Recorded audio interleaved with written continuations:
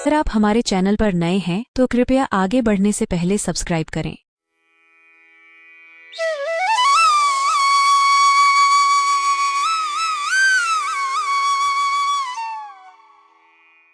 अरे भाग्यवान, सुनती हो, जरा एक गिलास पानी तो लाना।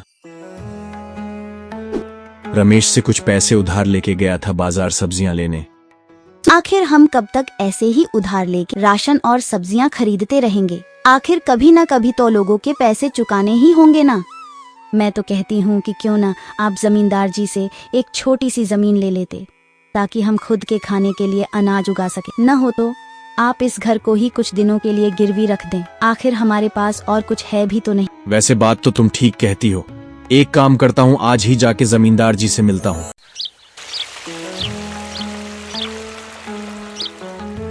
अरे आओ आओ गोपाल, बताओ कैसे आना हुआ।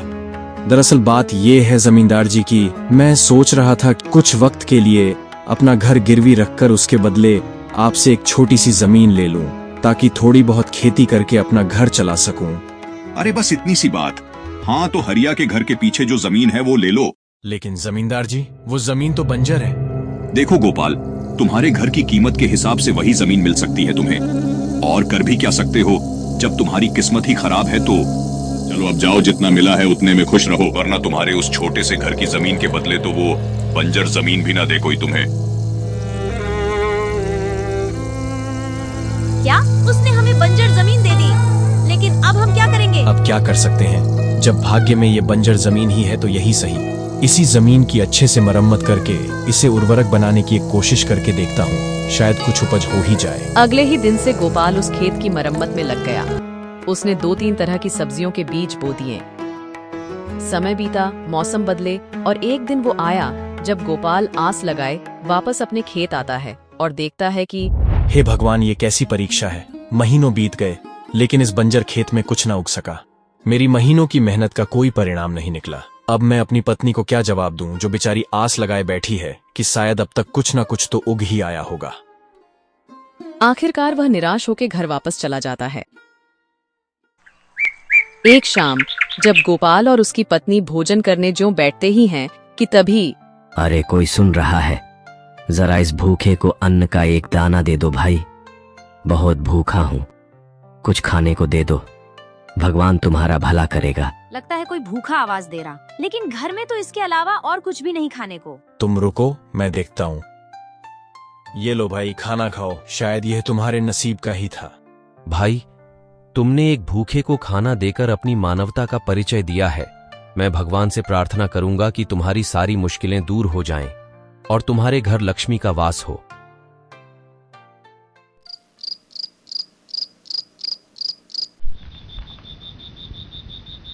उस रात जैसे ही गोपाल की आंख लगी ही थी कि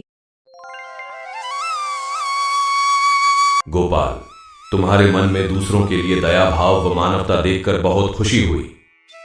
तुम एक परिश्रमी व कठिन समय को सुधारने के लिए प्रयास करने वाले मनुष्य हो, न कि परिस्थितियों को कोसने वाले। जिस प्रकार तुमने उस भूखे का पेट भरकर अपना कर्तव्य निभाया, उसी प्रकार अब मेरी भी बारी है कि मैं अपना कर्तव्य निभाऊं। इसलिए मैं तुम्हें आशीर्वाद देता हूं कि तुम्हारी बंजर जमीन जादुई जमीन बन जाए। सपने में ही सही, लेकिन भगवान के साक्षात दर्शन कर भाव विभोर होके गोपाल की आंखों से आंसू निकल पड़ते हैं। अगली सुबह जब वह अपने खेत पहुंचता है तो वह कुछ ऐसा देखता है जिसकी उसने कभी कल्पना भी नहीं की होगी। वह देखता है कि उसके खेत में अनेक प्रकार की सब्जियां चमचमा रही हैं। अरे ये कैसे हो सकता है, लेकिन इतनी सब्जियां, वो भी मेरे इस बंजर खेत में। मुझे तो अपनी आंखों पर विश्वास नहीं हो रहा है। ये सब देख उत्साहित और हैरान गोपाल तुरंत अपनी पत्नी को भी बुला ले आता है। अरे ये तो सचमुच चमत्कार ही है। देखिए तो, ये कोई साधारण सब्जियां बिल्कुल नहीं हैं। इतने बड़े पौधे और उनमें इतने बड़े और सुनहरे फल, मुझे तो बिल्कुल किसी सपने जैसा लग रहा है। मैं तो कहती हूँ कि आप आज से ही इन सब्जियों को तोड़कर बाजार में ले जाइए। इन्हें बेचकर हमें अच्छे पैसे मिलेंगे। गोपाल हर रोज खेत से सब्जियां तोड़ता और बाजार बेचने जाया करता। सब्जियां ताजी होने के कारण उसे अच्छी कीमत भी मिल जाया करती थी। धीरे धीरे करके गोपाल और उसकी पत्नी के हालात सुधरने लगे और दोनों के पास इतने पैसे आ गए कि एक दिन गोपाल कहता है कि मैं सोच रहा था कि अब जब इतने पैसे आ ही गए हैं हमारे पास तो हमें अब अपना घर उस धोखेबाज जमींदार से वापस ले लेना चाहिए। मैं आज ही जाता हूँ, उसके जमीन के पूरे पैसे चुका आता हूँ। अरे आओ गोपाल, बड़े दिनों बाद नजर आए, तुम बताओ कैसे आना हुआ। जमींदार जी, मैंने सोचा कि अब थोड़े बहुत पैसे आए ही गए हैं खेती करके, तो क्यों ना आपकी जमीन के पैसे देके वो जमीन ले लूं मैं, और साथ ही अपने घर के कागजात भी आपसे वापस लेता चलूं। अरे हाँ हाँ, क्यों नहीं, वैसे मानना पड़ेगा, बड़ी जल्दी नसीब खुल गया तुम्हारा। आहा। गोपाल जमींदार को रुपए देता है और अपने घर के कागज को वापस लेकर वहां से चला जाता है। आखिर इसके पास रातों रात इतने पैसे आए कहां से, पता लगाना पड़ेगा।